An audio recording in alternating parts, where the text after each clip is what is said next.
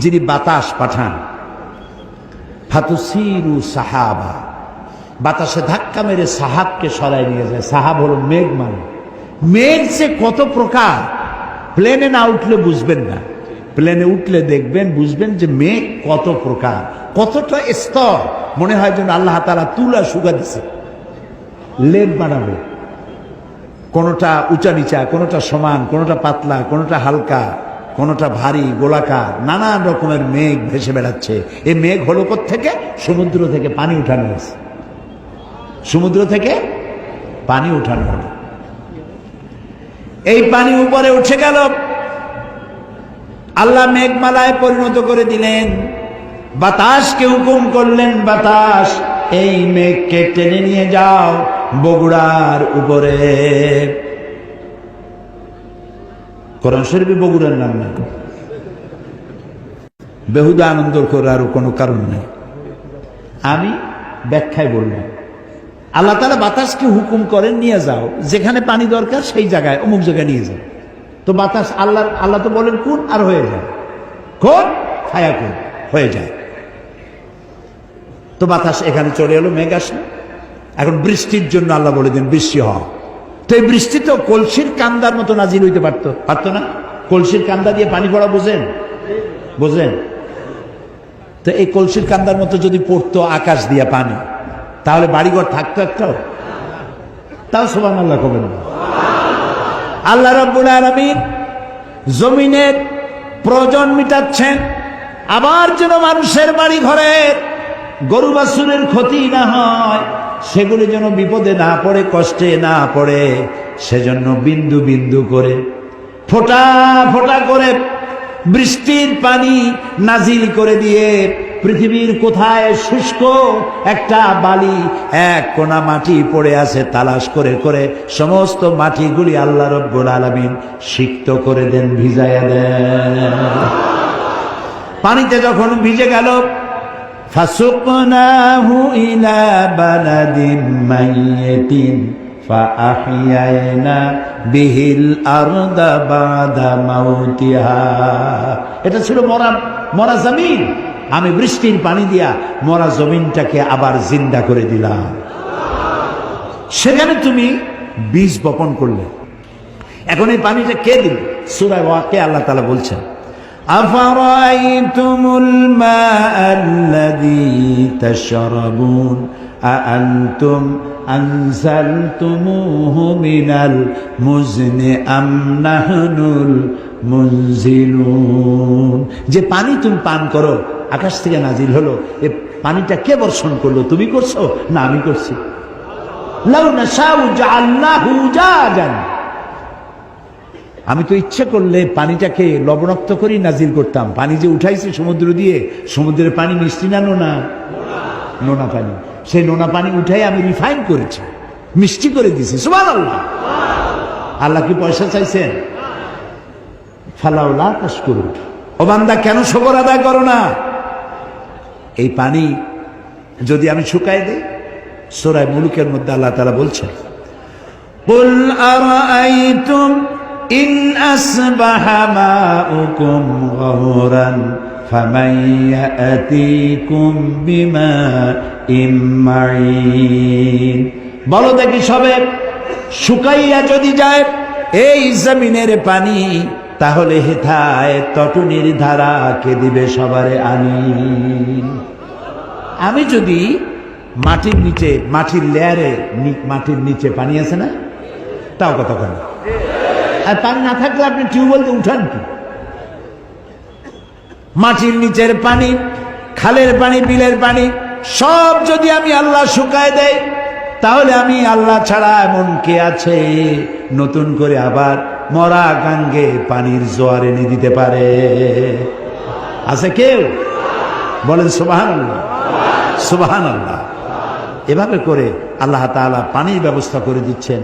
সেই আল্লাহ এই পানির চক্রাকারে, এই পানি দিয়ে আল্লাহ তাআলা সব সৃষ্টি করেছেন এবং পানি দিয়ে পৃথিবীর মানুষকে ধন্য করেছেন। আল্লাহ তাআলা বলছেন, দেখো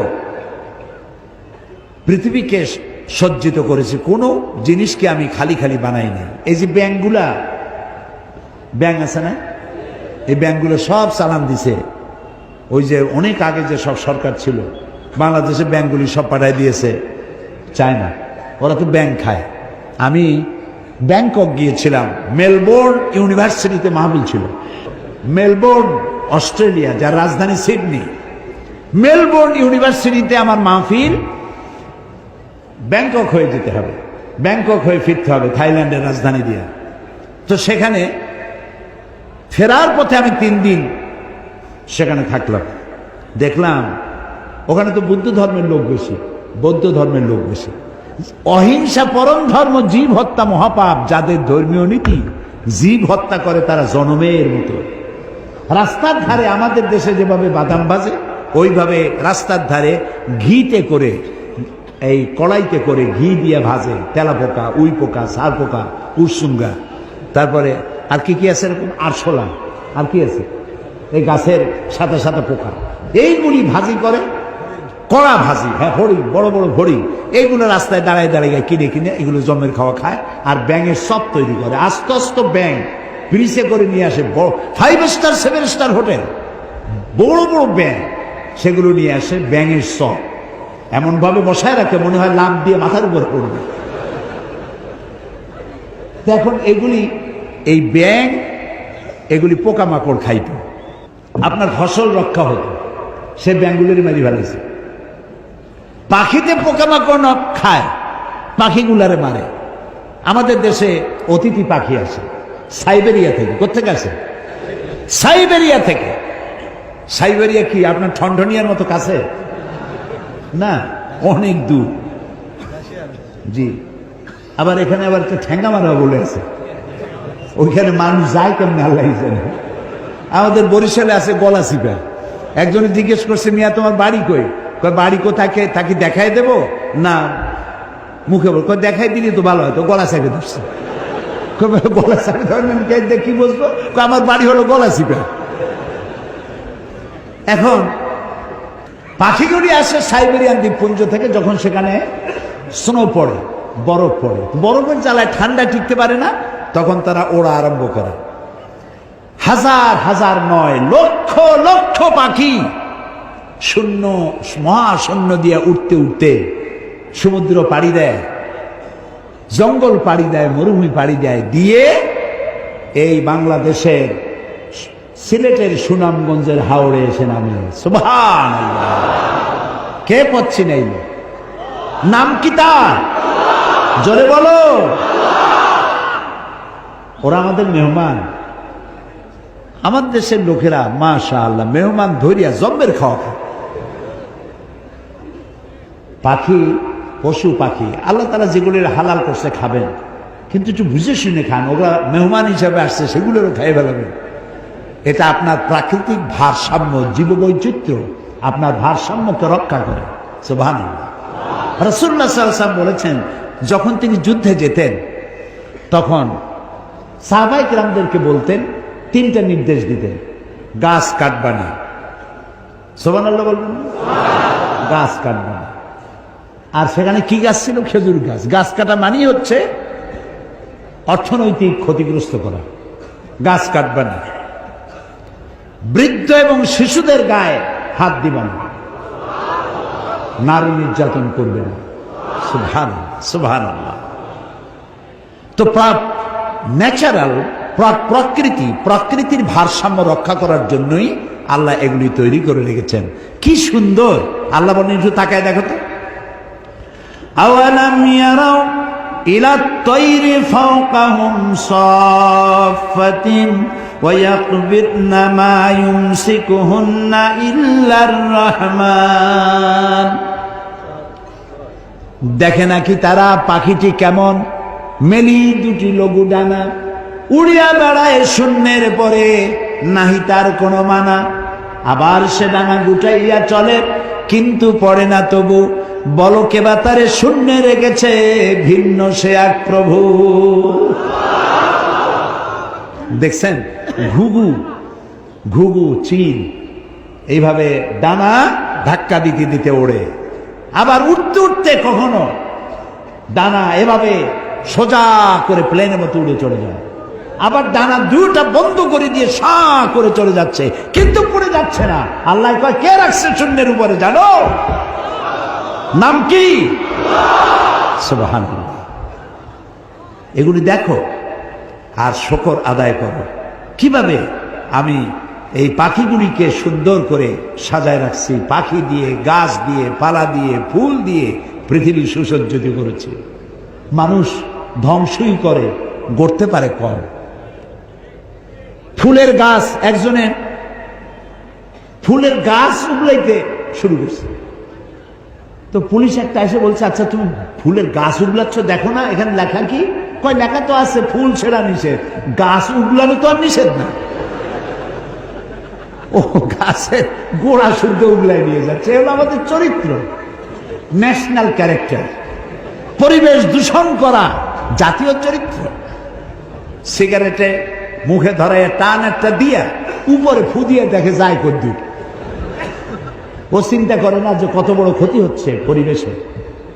যে ব্যক্তি সিগারেট পান করেন তিনি তার জীবনের সাথে শত্রুতা করেন। যিনি সিগারেট পান করেন তিনি তার কলিজার টুকরা সন্তানের সাথে দুশ্মনী করেন। কারণ সিগারেট খেয়েছেন, মুখে যে দুর্গন্ধ, এটা দিয়ে বাচ্চার মুখে চুমা দিয়েছেন, এই দুর্গন্ধ আপনার বাচ্চার কলিজার টুকরা সন্তানের কচি হার্টে গিয়ে আঘাত করেছে। আপনি এই ছেলের বাপ হওয়ার যোগ্য নন, আপনি এই বাচ্চার দুশ্মন। আপনার লজ্জা হওয়া উচিত। সিগারেট খাওয়া মুখ দিয়া ফেরেশতার মতো পবিত্র বাচ্চার মুখে চুমা দিচ্ছেন।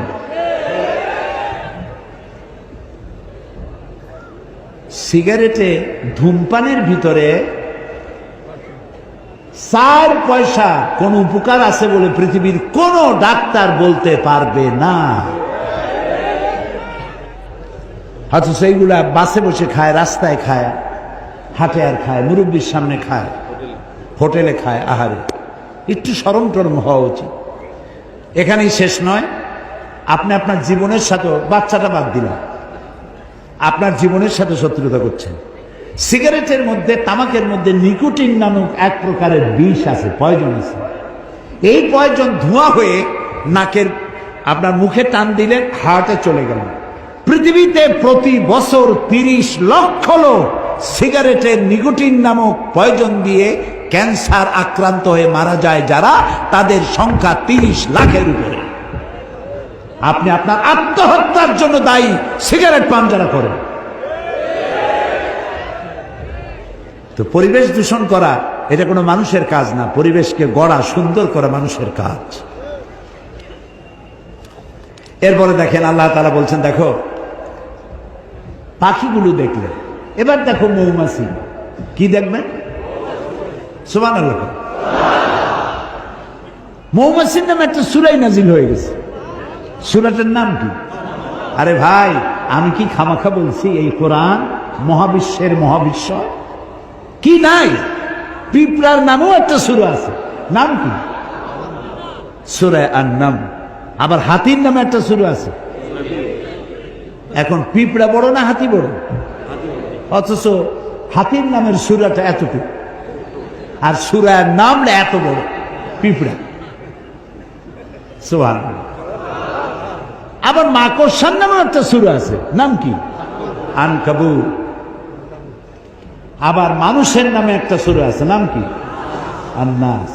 এখন মানুষের মধ্যে তো 2টা শ্রেণী, পুরুষ আর নারী। মেয়ে লোকের নামে একটা সূরা আছে, সূরা নিসা। এখন আন-নাস, নারী আর পুরুষ মিলে যেটা, সেটা এতটুকু। আর মেয়ে লোকের নামে যে সূরাটা এত বড়। সুবহানাল্লাহ।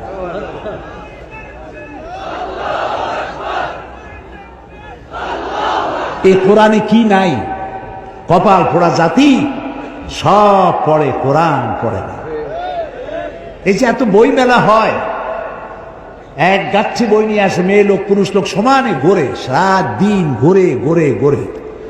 কি কিনে নিয়ে আসলো? বিমল মিত্রের কড়ি দিয়া কিনলাম, এত বড়। শরৎ রচনা বলি, রবীন্দ্র রচনা বলি, বঙ্কিম রচনা বলি, নিহার রঞ্জন রচনা বলি, শ্রী শ্রী শৈলেন্দ্রনাথ রচনা বলি। আচ্ছা, এসব রচনা পড়া কোনো নিষেধ না। আমি আমি কিন্তু কোনো সাম্প্রদায়িক কথা বলছি না। আপনি পড়েন, আমিও পড়ছি। শরতের এমন কোনো লেখা নেই যে আমি পড়িনি, বঙ্কিমের এমন কোনো লেখা নেই যে আমি পড়িনি। আমি বঙ্কিমকে পড়েছি, শরৎকে পড়েছি, রবীন্দ্রনাথকে পড়েছি। রবীন্দ্রনাথের 2 বিঘা জমিন কবিতা পড়ে আমি কেঁদেছি। কাবুলিওয়ালা গল্প পড়ে আমি কেঁদেছি। এসব বই পড়া নিষেধ নয়, আপনি বই পড়েন, কিন্তু সব বই পড়ার আগে কোরআন বোঝা ফরজ। আপনি তো আসল কিতাবের কাছে যান নাই। আপনারা বগুড়াবাসীরা, আপনার বাড়ির ড্রয়িং রুমটা খুব সাজানো, সব আছে। কোরআন শরীফের একখান তাফসির আছে? কয়জনের বাড়িতে আছে? দুর্ভাগ্য এ জাতির। কোরআন পড়ুন, কোরআন পড়ুন। ওই যে একটা স্লোগান দেয় না, আল কোরআনের আলো, এইটা হলো ভালো স্লোগান।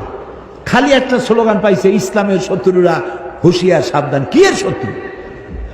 আমার কোনো শত্রু নাই।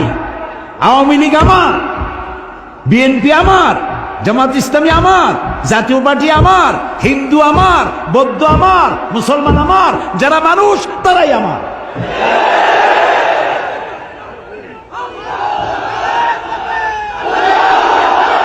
কাজী কাউকে শত্রু না বানাইয়া বন্ধু বানাতে চেষ্টা করেন, বন্ধু বানাতে চেষ্টা করেন। মানুষকে ভালোবাসা দিয়ে যা করা যায়, শাসন করে তা করা যায় না। এই জন্য দেখেন বারবার কোরআনের কথা আসে। আল্লাহ তাআলা কোরআনে কোথাও বলেন নাই যে আমার কথা না মানলে বোমা মেরে উড়াই দাও। বলছে একটা শোনেন, আমার কথা না মানলে কল্লা কাটিয়ে দাও আছে।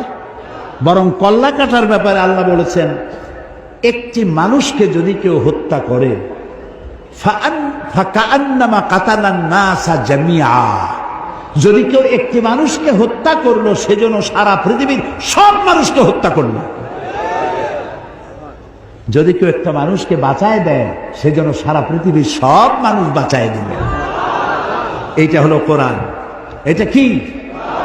এই হচ্ছে সেই কোরআন। এটা সাম্প্রদায়িক নয়, এটা সন্ত্রাসের জন্ম দেয় না।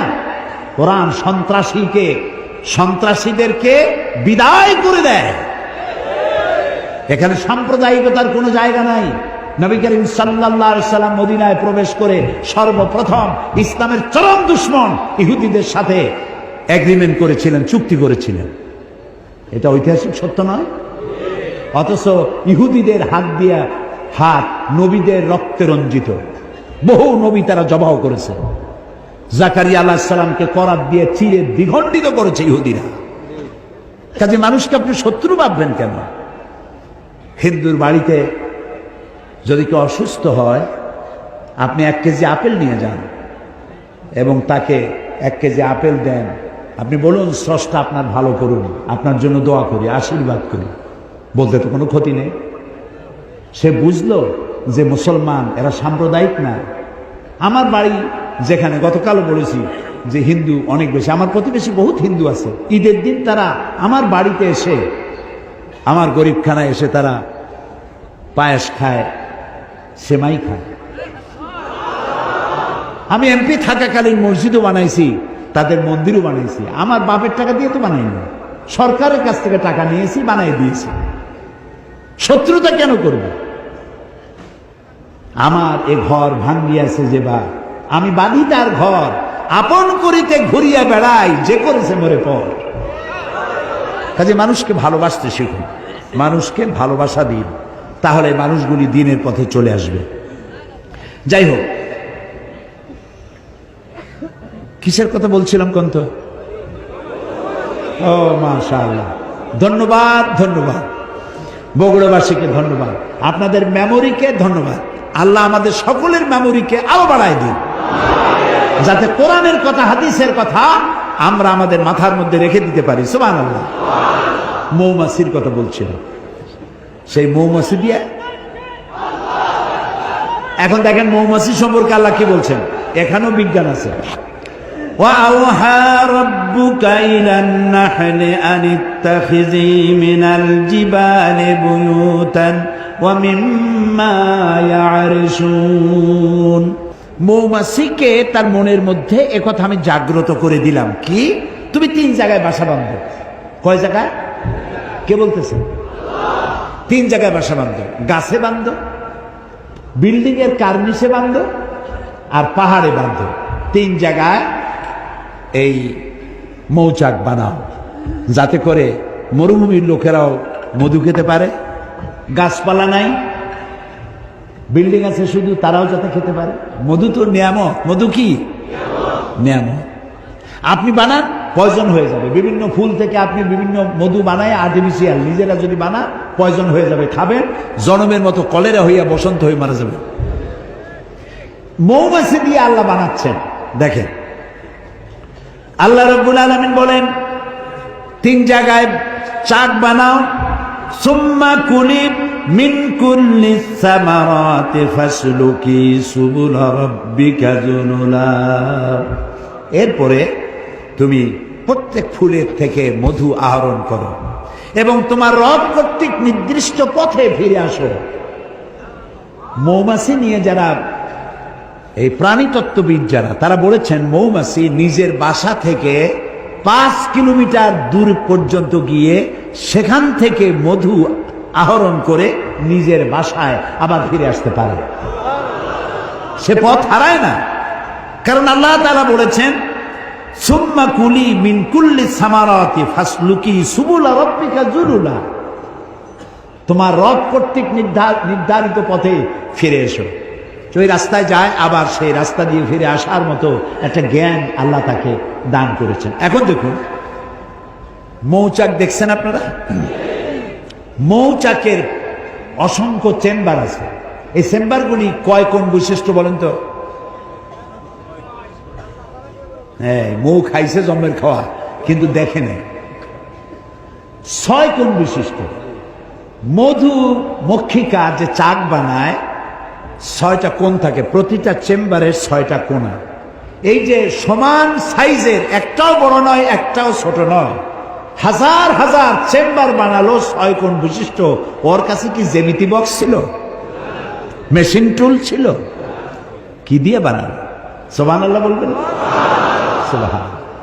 এরপরে বিল্ডিং এর কার্নিশে এসে বানায়েছে মৌচাক। 1/2 মণ, 1 মণ ওজন, পড়ে যাচ্ছে না। কোন সুপার গুলো দিয়ে সেটাকে লাগালো? সুবহান, আল্লাহু আকবার। আল্লাহ তাআলা এই মধুমক্ষিকার মধ্যে আল্লাহ তাআলা এই শক্তি দান করেছেন, বুদ্ধি দান করেছেন, প্রজ্ঞা দান করেছেন। আর মধু হচ্ছে শেফা। আল্লাহ বলছেন শেফাউল লিন্নাস, এটা মানুষের জন্য, এতে হলো শেফা, রোগের প্রতিষেধক।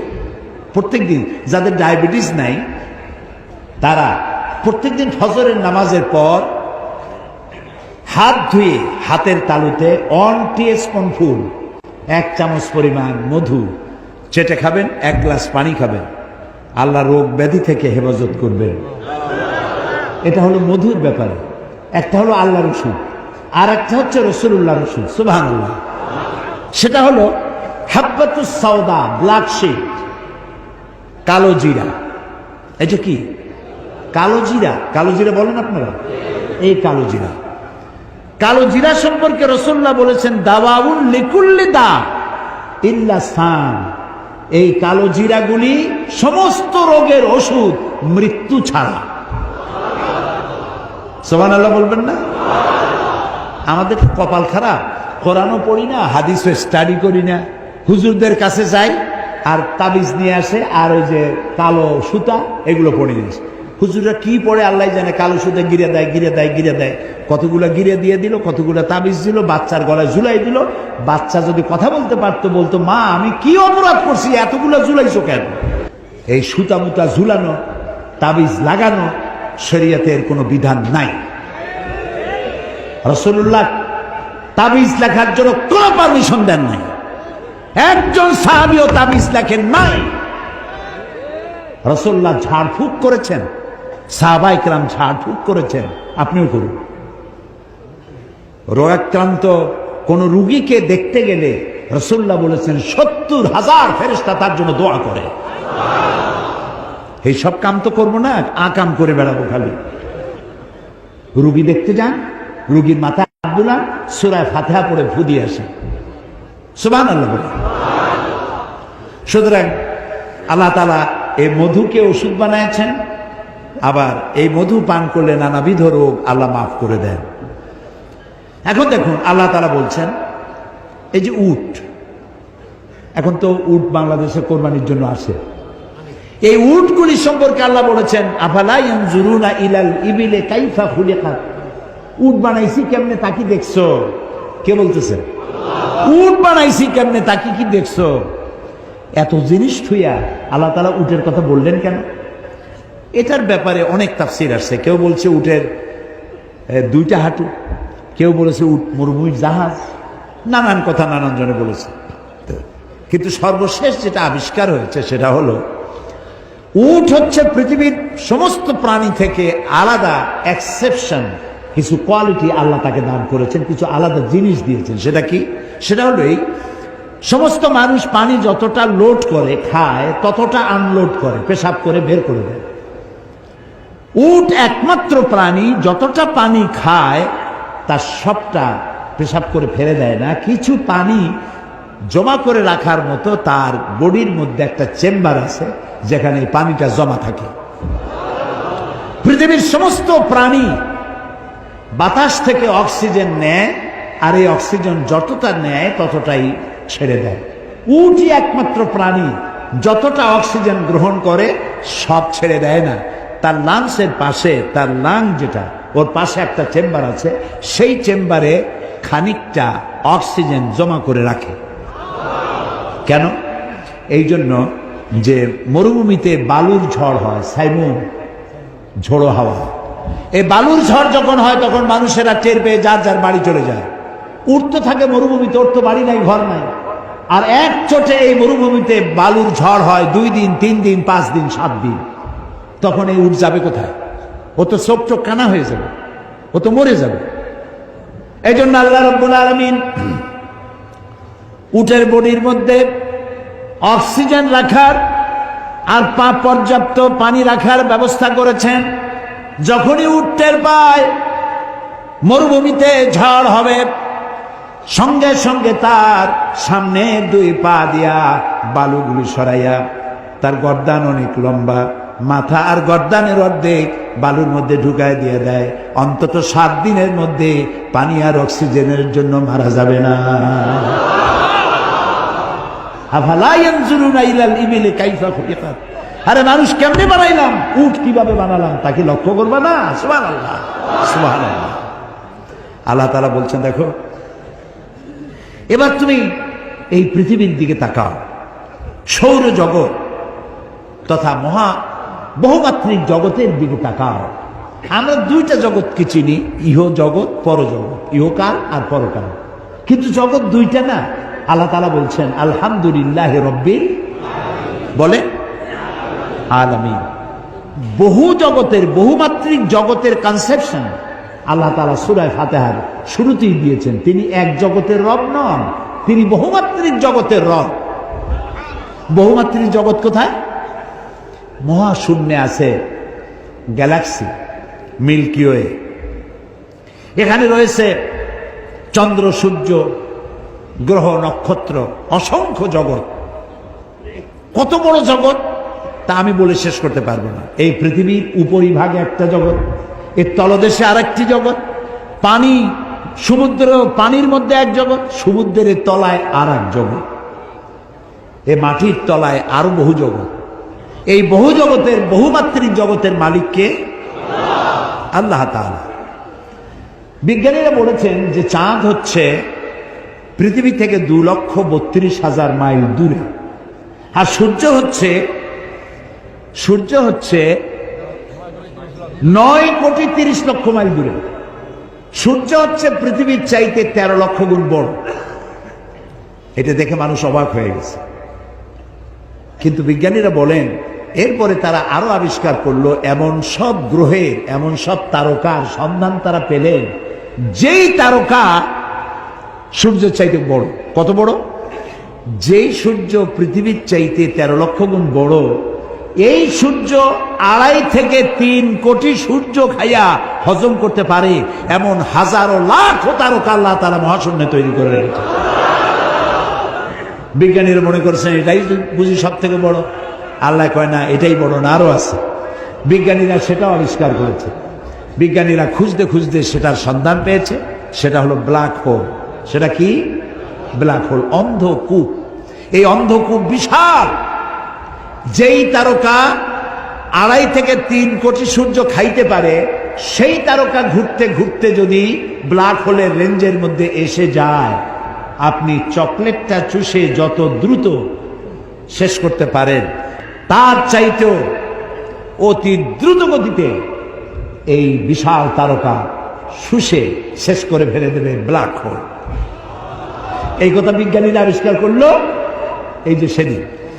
অথচ আল্লাহ রাব্বুল আলামিন 1500 বছর আগে ব্ল্যাক হোলের সন্ধান দিয়েছেন। কোরআনে কারীমের মধ্যে আল্লাহ তাআলা বলেন, ফালা উকসিমু বিমাওয়াকিন নুজুম, ফালা উকসিমু বিমাওয়াকিন নুজুম, আমি কসম করছি সেই পতিত স্থানে। শুনতেছেন? শুনতেছেন?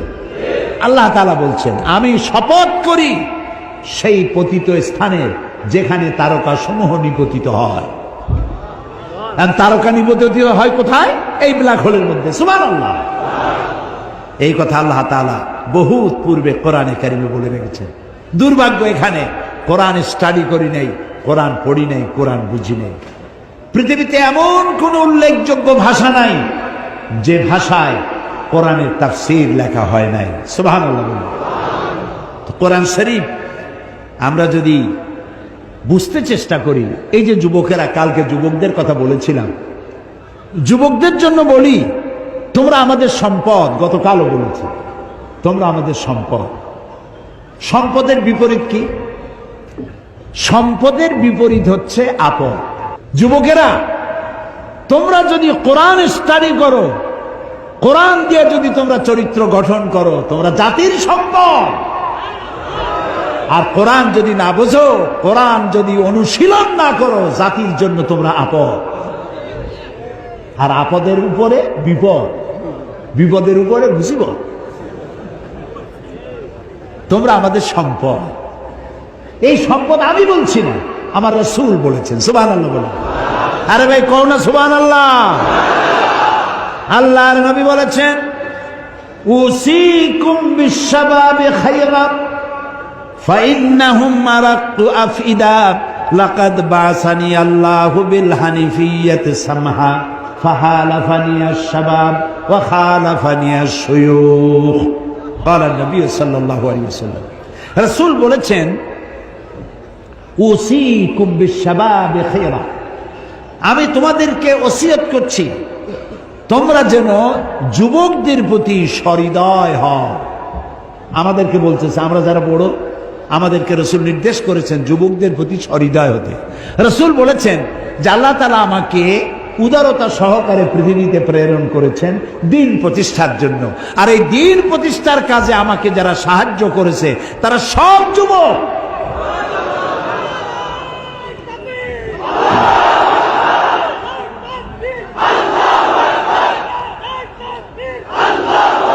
আর যারা বিরোধিতা করেছে সব বুড়ো, বুড়োর দলেরা, এরা বিরোধিতা করেছে। এখন আমার মতো বুড়া যারা আছেন, দাড়ি দাড়ি পাইকে গেছে, আপনারা কি নারাজ হচ্ছেন নাকি? না, আমরা ওই যৌবন কালটা কাটাই আসছি। জি, ওই পর্যায়টা আমরা পার হয়ে এসেছি। তবে আমরা যৌবন কালে আল্লাহর সাথে, আল্লাহ রাসূলের সাথে বেয়াদবি করিনি, আলহামদুলিল্লাহ। আমরা দ্বীন প্রতিষ্ঠার জন্য আমাদের জীবনকে ওয়াকফ করেছি, আলহামদুলিল্লাহ। যুবকেরা, আল্লাহ রাসূল বলছেন যুবকেরা আমাকে সাহায্য করেছে। দেখেন, রাসূল যখন ইসলাম প্রচারে নামলেন, সাহায্য করেছে কারা? হযরত আবু বকর রাদিয়াল্লাহু তাআলা আনহু যখন ইসলাম কবুল করেন, বয়স ছিল তখন তার মাত্র 37 বছর। ওমর রাদিয়াল্লাহু তাআলা আনহু যখন ইসলাম কবুল করেন, বয়স ছিল 26 বছর। জুবাইর ইবনুল আওয়াম, আব্দুর রহমান বিন আওফ, বয়স ছিল মাত্র 17 বছর। হযরত আলী বয়স ছিল মাত্র 8.5 বছর। কিশোর, তরুণ, যুবক ইসলামের জন্য রক্ত দিয়েছে। মদিনায় যখন রাসূল হিজরত করে গেলেন, এমন সুন্দর চেহারার মানুষ জীবনে কেউ কোনোদিন দেখে নাই। মদিনার লোকেরা তাকায় আছে, চোখকেও ফিরাইতে পারে না। ছোট ছোট বাচ্চারা রাসূলের চতুর্দিকে দাঁড়ায় আল্লাহ নবীর দিকে তাকায় আছে। নবীজি বাচ্চাদের মাথায় হাত বুলায় বললেন, ও মদিনার বাচ্চারা, আমি তো আমার পিতৃভূমি মাতৃভূমি মক্কা পরিত্যাগ করে এই মদিনায় এসেছি, তোমরা কি আমাকে ভালোবাসবে? বাচ্চারা বলল, নবীর কথা তারা কি বা বুঝলো? মদিনার কচিকাঁচা বাচ্চারা বললেন, ইয়া রাসূলুল্লাহ, শুধু কি ভালোবাসবো, যখন প্রয়োজন হবে আমাদের কচি কলিজা আপনার কদম মোবারকে উৎসর্গ করে দেব।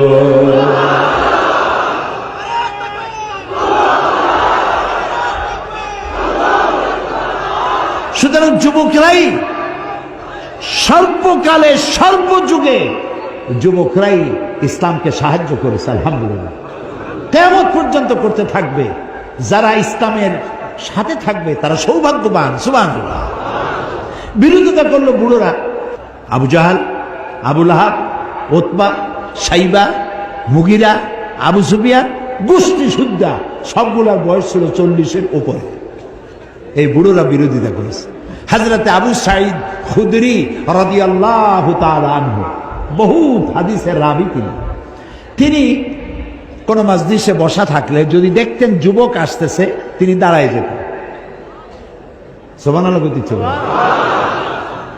আমরা তো চেয়ারটা পাইলে আর ছাড়তেই চাই না। যুবক আসছে খেয়ালও করি। আল্লাহ রসুলের সাহাবী যুবক দেখে দাঁড়ায় গেছেন, দাঁড়ায় গিয়ে বলতেন, মারহাবাম বিওয়াসিয়াতি রাসূলিল্লাহ সাল্লাল্লাহু আলাইহি ওয়াসাল্লাম, হে রসুলের চলমান উপদেশ, হে রসুলের চলমান উপদেশ, মারহাবা, ওয়েলকাম, স্বাগতম, আমি তোমাকে সুস্বাগতম জানাচ্ছি।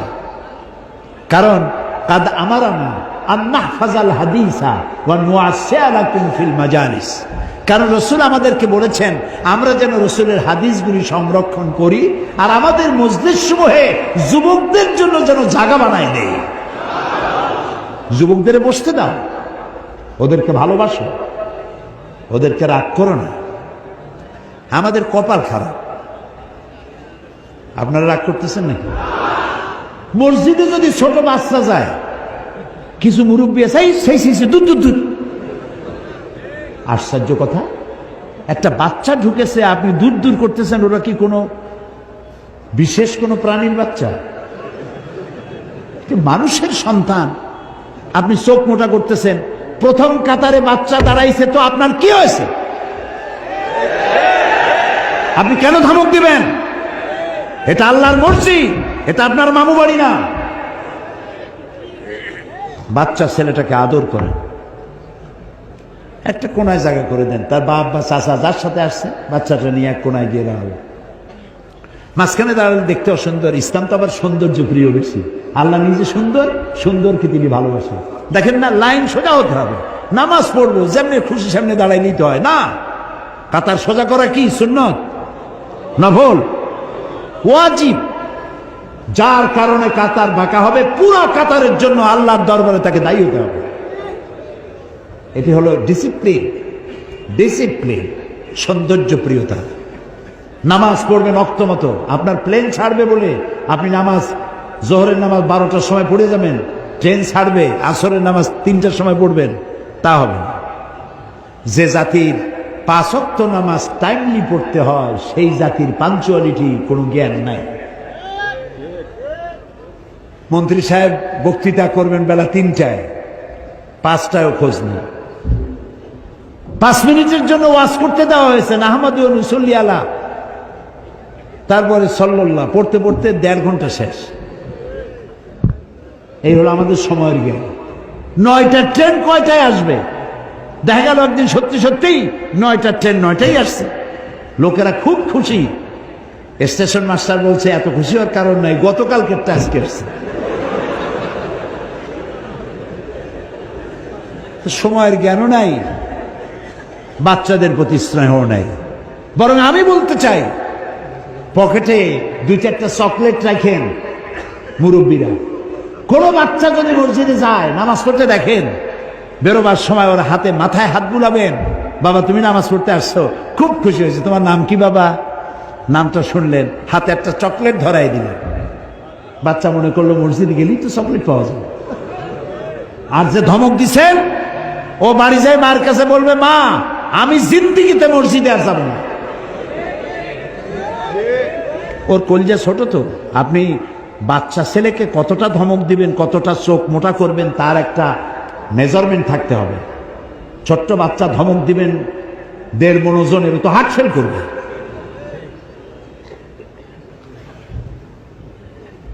তো বাচ্চাদেরকে মহব্বত করবেন, যুবকদেরকে মহব্বত করবেন। এটা আমার কথা নয়। মান লাম ইয়ারহাম সাগীরানা ওয়া লাম ইউআক্কির কাবীরানা ফালাইসা মিন্না। রাসূলুল্লাহ বলেছেন, যে ব্যক্তি ছোটদেরকে স্নেহ করে না, বড়দেরকে সম্মান করে না, তারা আমার দলভুক্ত না, আমার উম্মতি না। তো যুবকদেরকে জায়গা করে দাও, ভালো হবে, তাদেরকে সম্মান করো, মহব্বত করো। অনেক ছেলে আছে পরীক্ষা ফেল করে, মা বাপ কথা কয় না, ফেল করছে কথা কয় না, 2-3 দিন কথা বলে না। এখন ছেলের নাম মন্টু, তার এক বন্ধু আছে তার নাম ডবলু। ডবলু কয়, মন্টু তোর মুখ কালাকে কয় যে ফেল করছি, মা বাপে আর বাদ দেয় না, কথাও কয় না। তাতে অসুবিধা কি?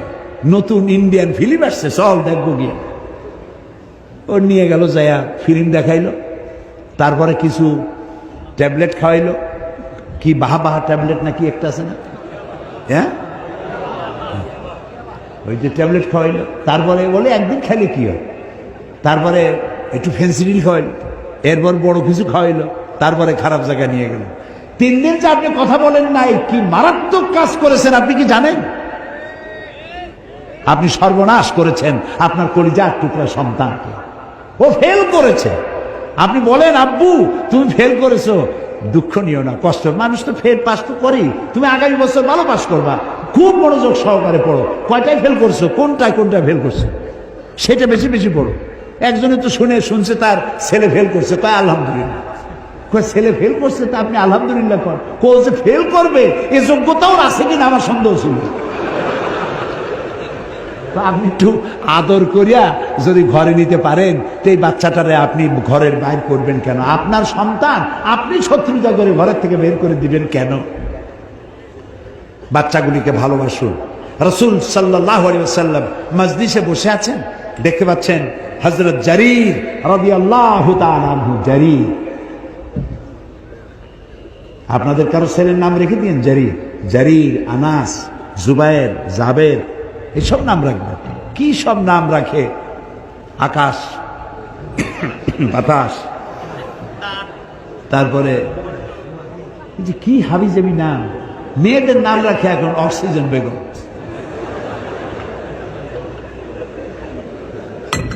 আল্লাহ হেদায়েত করুক, বলেন আমিন।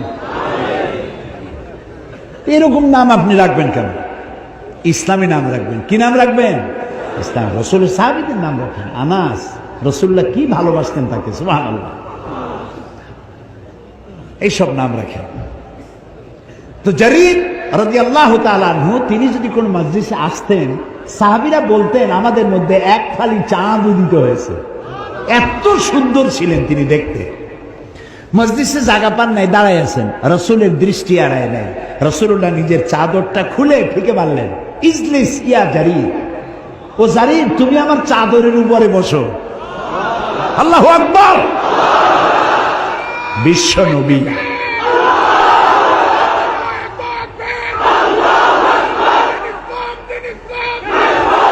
ইসলামের জন্য, রাসূলুল্লাহর জন্য মানুষ, রাসূলুল্লাহর জন্য মানুষ পাগল এমনি এমনি হয় নাই, ব্যবহারে পাগল হয়ে গেছে। সুবহানাল্লাহ, ব্যবহারে পাগল হয়ে গেছে মানুষ। আল্লাহু আকবার। ইজলিস ইয়া জারীর, ও জারীর তুমি আমার চাদরে বসো। ফাকাব্বালাহা জারীর ওয়া দাম্মাহা ইলাইহি। হযরত জারীর রাসূলের চাদর উঠায় নিলেন, উঠায় নিয়ে বুকের সাথে জড়ায় ধরলেন, চুমা খাইলেন, চোখ দিয়ে পানি পড়তেছে, বলতেছেন ইয়া রাসূলুল্লাহ আপনার চাদরে কি কেউ বসতে পারে? আকরামাকাল্লাহ কামা আকরামতানি ইয়া রাসূলুল্লাহ। হে রাসূল, আপনার সম্মান আল্লাহ কোথায় উঠাইছেন? সুবহানাল্লাহ। আরো উঠাক, আরো উঠাক। আপনি আমাকে সম্মানিত করেছেন ইয়া রাসূলুল্লাহ। এই যুবক সুবহানাল্লাহ রাসূলের জন্য মা ছেড়েছে, বাপ ছেড়েছে, ধর্ম ছেড়েছে, জমিন ছেড়েছে, মাতৃভূমি ছেড়েছে, সব ছেড়ে রাসূলের পিছনে লাইন লাগাইছে মানুষ। সুবহানাল্লাহ। আমরা আসুন আবার সেই ব্যবহার দিয়ে দুনিয়াকে আপন করে নেই। পারবো না? পারবো না? আমরা কেন বলি যে আমি যা করি এইটা ইসলামের সব থেকে খাঁটি, আর কোনো খাঁটি কিছুই নাই? এই কথা আমরা কেন বলি? আমরা কেন মানুষকে আপন করতে পারি না? কেন মানুষকে শত্রু বানাই? নবীওয়ালা কাম আমিই করি। আমি তাফসীর করতেছি, আমি যদি বলি আমি ইসলামের সব থেকে বড় কামটা করতেছি, তো আমার মতো পাগল আর দুনিয়ায় কেউ নেই।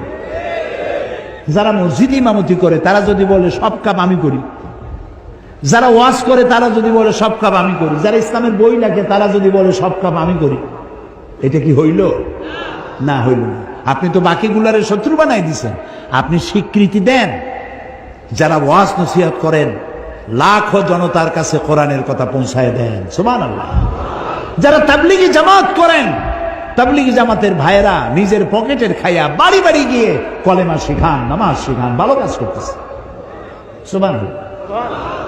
যারা মসজিদ ইমামতি করেন তারা খুব কম পয়সায়, মিনিমাম পয়সায় প্রতি শুক্রবার বক্তব্য রাখেন, সামাজিক সমাজ উন্নয়নমূলক কাজ এ অংশগ্রহণ করেন। যারা ইসলামের নামে বই লেখেন তারা জাতিকে সচেতন করেন। যারা ইসলামের রাজনীতি করেন তারা রাজনীতি যাতে জাহান্নামের দিকে না যায় সেই জন্য জীবন দিয়ে পাহারা দেয়, জাতিকে পাহারা দেয়। তো যারা জমিন চাষ করে, লক্ষ্য করেন, জমিন চাষ করে, তো জমিন চাষ করতে গিয়ে কেউ তো চাষ করে, কেউ জমিন নিড়ায়। বগুড়ায় কি করে? নিড়ায় না? নিড়ায়। কেউ ওষুধ ছিটায়, কেউ সার দেয়, কেউ গরু বাছুর থেকে ফসল বাঁচায়, ফসল কাটলে কেউ কেটে গাড়িতে উঠাইয়া বাড়ি নিয়ে যায়। তাহলে যে চাষ করছিল সেই কি দাবি করবে যে সমস্ত ফসলের ক্রেডিট আমার? আমি বুঝি না মানুষের মাথা কতটা খারাপ হলে সে যেটা করে ওইটাই ভালো, বাকি সব খারাপ। এই কথা আপনি কেন বলেন? এই ছোট লোকি আচরণ বন্ধ করুন। এই সুপিরিয়রিটি কমপ্লেক্স মাথা থেকে নামায় দেন। সবাইকে সম্মান করতে শিখুন, সবাইকে মর্যাদা দিতে শিখুন, প্রত্যেকের কাজে স্বীকৃতি দিতে শিখুন, তাহলে ভালো হবে। 15 কোটি মুসলমান যদি এক থাকে, এই জমিন কোন শকুনের কুদৃষ্টি পড়তে পারবে না। আর যদি শকুনের কুদৃষ্টি পড়ে আমাদের এই ঘর মারামারিতেই পড়বে। আমরা একজন আহলে হাদিস চোখে দেখতে পারি না, আহলে হাদিস আমারও চোখে দেখতে পারে না, কমি মাদ্রাসা আলিয়া দেখতে পারে না, আলিয়া কমি দেখতে পারে না, কয় যে আলিয়া এর সবকিছু খালিয়া। এগুলো কেন কই কন্ত দেখি? আমি তো বলি আমার এই দুইটা চোখ, আপনার কয়টা? দুইটা, একটা ডান আর একটা। এই দুইটা চোখের মধ্যে আপনার কাছে কোনটা প্রিয়? হ্যাঁ, দুইটাই আমার কাছেও। আলিয়ার কওমি মাদ্রাসা আমার দুইটা চোখের মতো প্রিয়। আমি যখন যেখানে যাই, এই যে চট্টগ্রামের সব থেকে বড় মাদ্রাসা পটিয়া মাদ্রাসা, হাটহাজারী মাদ্রাসা, আমি সব মাদ্রাসা সফর করি, আলেমদের সঙ্গে দেখা করি। মাওলানা শামসুল হক সাহেব ফরিদপুরি রহমতুল্লাহ সদস্য হুজুর যাকে বলা হয়, আমি তার উজু করাইছি, তার পাও ধোয়াই দিয়েছি। আমি খতিবে আজম মাওলানা সিদ্দিক আহমদ সাহেবকে খেদমত করেছি। আমি মক্কা শরীফে জ্বর হয়েছে, আমি তার পাশে বসে পাও চেপেছি তার। কিন্তু আমি ছোট হয়ে যাইনি। তা আমরা আলেমদেরকে সম্মান কেন করতে পারবো না? কওমি মাদ্রাসা আমার, আলিয়াও আমার, তাবলীগি জামাতও আমার, আহলে হাদিসও আমার। আমরা সবাই এক হতে পারি না কেন? আমরা যদি এক হই তাহলে শত্রুরা আমাদেরকে ছোট চোখে আর দেখতে পারবে না। সেই জন্য আমি আপনাদেরকে আজকে সব কথা বলতে পারবো না। আপনারা কালকে কিরকম দোয়া করছেন জানি না, গলাটা এখনো ভালো হলো না, খালি কাশি আসে। একটু ভালো করে দোয়া করেন তো, আল্লাহ যেন দয়া করে তার গোলামের এই গলাটা যেন ভালো করে দেন। আগামীকাল বাকি কথা বলবো ইনশাআল্লাহ। কোরআনের বিজ্ঞানময় মুজিজা শেষ করতে পারলাম না, কালকে হবে বাকি কথা। এখন মোনাজাতের জন্য দাঁড়ানো ভাইরা বসবেন। রব্বানা যালামনা আনফুসানা ওয়া ইন লাম তাগফির লানা ওয়া তারহামনা লানাকুনান্না মিনাল খাসিরিন। আয় আল্লাহ তাআলা, হাজার হাজার মুসলমান নরনারী দীর্ঘক্ষণ তোমার কোরআনের কথা আমরা শুনেছি, মেহেরবানি করে জিন্দেগি গুনাহ খাতাকে মাফ করে দাও। আমাদের মা বাপ মুরব্বী যারা কবরে শুয়ে আছেন, কবরগুলিকে জান্নাতের টুকরা বানায়া দাও। রব্বির হামহুমা কামা রব্বায়ানি সগীরা। সবাই পড়েন, রব্বির হামহুমা কামা রব্বায়ানি সগীরা। হায় আল্লাহ তাআলা, আমাদের প্রিয় জন্মভূমি বাংলাদেশ, এই বাংলাদেশের উপরে তোমার রহমত নাজিল করো। আল্লাহ অশান্তি দূর করে দাও, মারামারি কাটাকাটি অশান্তি দূর করে দাও, প্রত্যেকের অভাব অভিযোগ দূর করে দাও। আল্লাহ তাআলা, তুমি তাকায় দেখো কত বান্দা কত বান্দি এখানে এসেছে, বিশেষ করে জওয়ান যুবক ছেলেরা এসেছে। আল্লাহ, সমস্ত যুবকদের চরিত্র সাহাবীদের চরিত্রের অনুকরণের তারা যেন চরিত্র গড়তে পারে তৌফিক দিয়ে দাও। সমস্ত যুবকদেরকে দিনদার বানাও, ইমানদার বানাও, নামাজি বানাও, কোরআন বুঝার জন্য যুবকদেরকে পাগল বানায় দাও। কোরআনের প্রতি তাদের মহব্বত কলিজার মধ্যে দিয়ে দাও। আল্লাহ, ঐতিহ্যবাহী জেলা বগুড়া, আল্লাহ বগুড়ার সমস্ত মানুষগুলির উপরে রহমত নাজিল করো। বাংলাদেশের স্বাধীনতার সার্বভৌমত্ব কিয়ামত পর্যন্ত হেফাজত করো। আমাদের মধ্যে ভুল বুঝাবুঝি নিরসন করে দাও। ভাই ভাই মিলেমিশে চলার তৌফিক দান করে দাও। সারা দুনিয়ার মুসলমানদের উপরে তোমার রহমত নাজিল করো।